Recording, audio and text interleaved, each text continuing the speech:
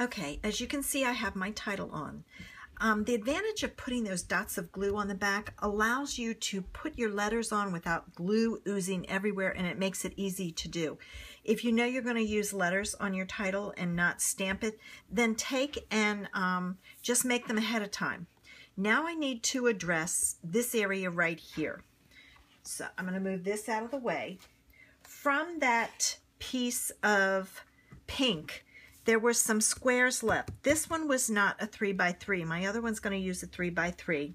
So I couldn't use that one. So I'm going to use that scrap for my flower. I'm going to take, and I'm playing, so I don't know how this is going to look. I'm going to take the swirl, and I'm going to stamp it. And I'm using Memento black ink. And then I'm going to take this little decorative piece in here, ink it up, and I'm going to, trying to think, I think I'm just going to stamp it once so that I get that image. Now I'm going to use my pansy punch, and I'm going to put it in, and I'm just going to kind of center it, and I'm going to punch it out. That gives that flower a little bit of pizzazz to it. It gives it some interest. Okay, let me,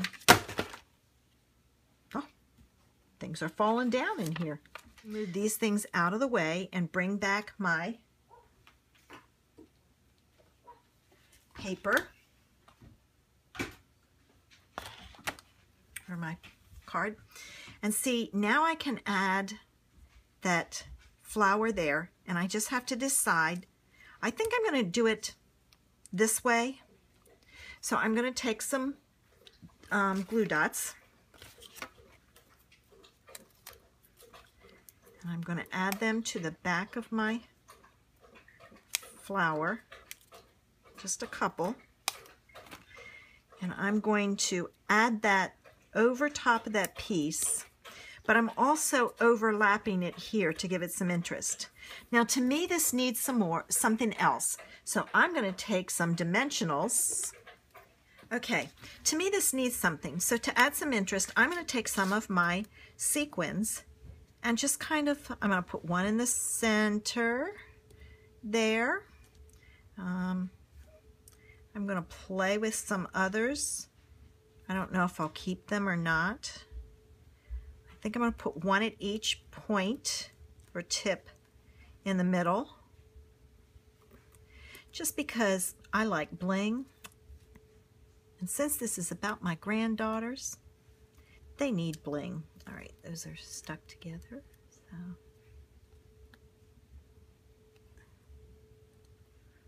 all right, and I've got to take and cut these apart. I take my strips because I have a tendency to use the small ones a lot, and I don't necessarily use strips. So I take them, this one doesn't want to stay still. If it would stay still, I could cut it and cut them apart. I just cut in between.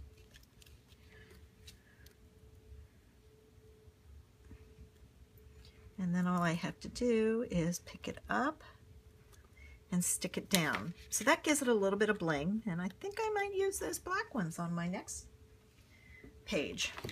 All right, now I really like this, but I'm wondering, I have this scrap and I just hate to waste it. So I'm thinking I'm gonna punch out, and if you angle it right, must have had something on there, you can get that little circle in the center, and I can add some flowers up there. And see, this is all you're wasting off of that. There's nothing you can do with that. So I'm going to throw it away. I'm going to go to this, which also has some pieces. Let me see if I have anything else that might be better. Ooh, this one might be better because these angles might not be able to do anything with these angles. Let me see if I can.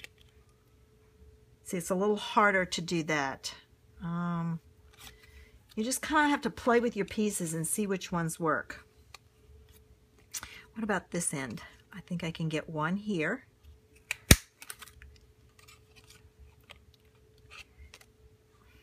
I must have something on here because it's putting marks on my paper, or it's just the metal. I may have to clean it.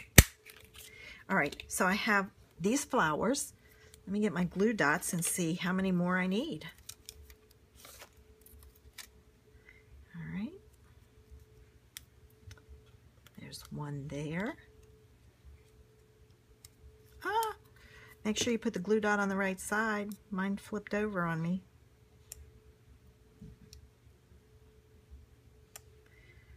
I'll be able to save the flower but not the glue dot, which is fine.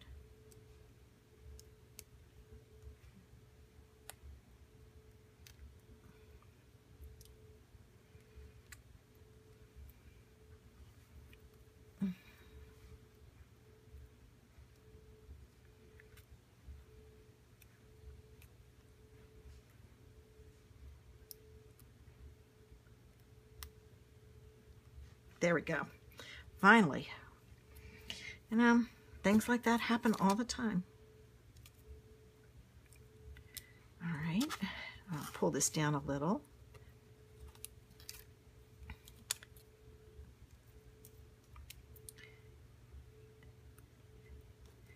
And then one last one.